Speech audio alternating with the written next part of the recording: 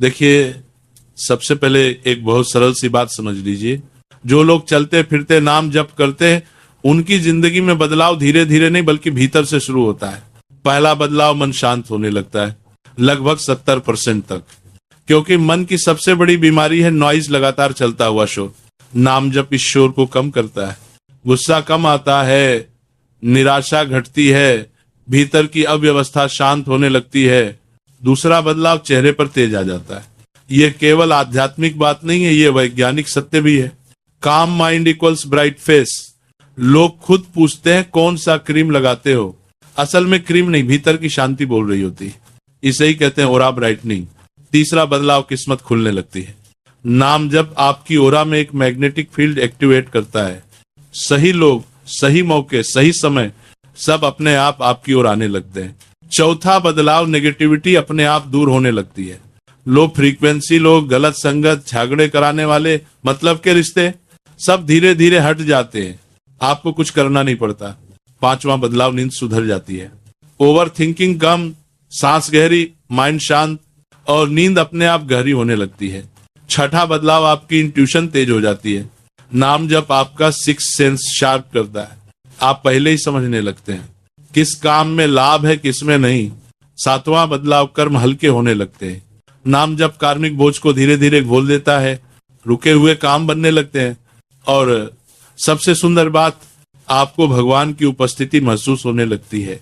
अकेलापन मिटता है, डर खत्म होता है, भीतर सुरक्षा का भाव आता है। अब समझिए, चलते फिरते नाम जप का सही तरीका, कोई कठोर नियम नहीं है, बस 4 बातें याद रखिए। एक सांस के साथ नाम जोड़िए। सांस भीतर, सांस बाहर, नमः शिवाय। 2, होठ नहीं हिलाने, नाम मन में हो। 3, जजमेंट मत कीजिए, मन भटके तो भटकने दीजिए, प्यार से वापस ले आइए। 4, इसे हैबिट बनाइए। चलते समय, ट्रैवल में, काम करते हुए, थकान में, बस नाम चलता रहे। 3 महीने बाद आप खुद कहेंगे, मैं पहले जैसा नहीं रहा। ये मेरी नहीं, नाम की गारंटी है। अब एक बहुत गहरी बात समझिए।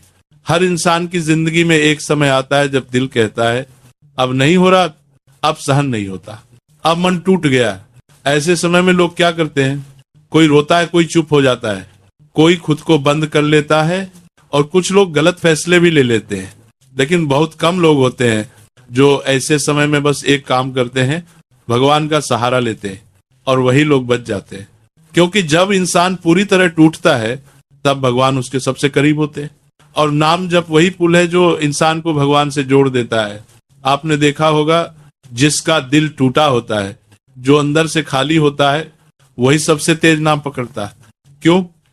क्योंकि जिस शांति की तलाश होती है वह कोई इंसान नहीं दे सकता, वो सिर्फ भगवान का नाम देता है। और एक बात ध्यान रखना, अगर आप नाम जप कर रहे हैं तो यह आपकी मर्जी नहीं है। भगवान खुद चाहते हैं कि आप उनका नाम जपें। हर कोई नाम नहीं जप सकता। आप बहुत भाग्यशाली हैं। अब समझिए, नाम जप से पाप कैसे नष्ट होते हैं। पाप का मतलब सजा नहीं, पाप मतलब एनर्जी इम्बैलेंस, गलत सोच, बुरी आदत, गिल्ट, गुस्सा, डर, ये सब हमारे भीतर जमा हो जाते हैं। नाम जप एक अग्नि है, मंत्र अग्नि। ये भीतर जमा हुई कार्मिक धूल को धीरे धीरे जलाती है। एक समय आता है जब इंसान कहता है जैसे कोई भारी बोझ उतर गया हो, पूरा वाइब्रेशन बदल जाता है। ऐसा इंसान बिना बोले 3 काम करता है। लोगों को कंफर्ट देता है, लोगों को हील करता है, लोगों को इंस्पायर करता है, बस उसकी प्रेजेंस से। अब सवाल आता है, क्या नाम जप से किस्मत बदलती है? उत्तर है हाँ, बिल्कुल। डेस्टिनी 2 तरह की होती है, एक फिक्स जो जन्म से तय, दूसरी फ्लूइड जो कर्म, ऊर्जा और माइंडसेट से बदलती है।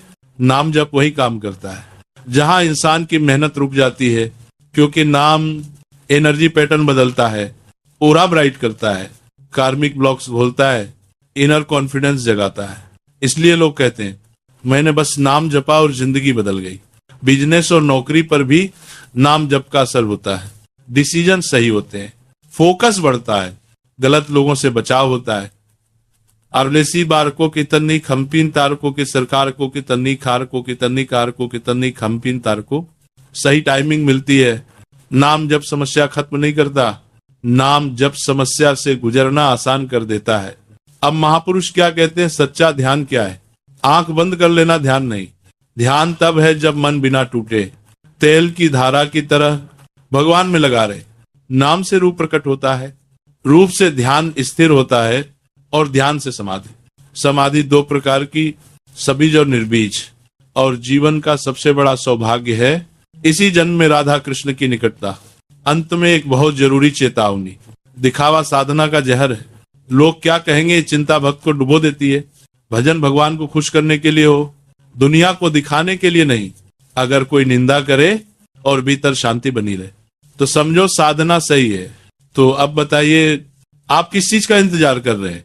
आज अभी नाम जब शुरू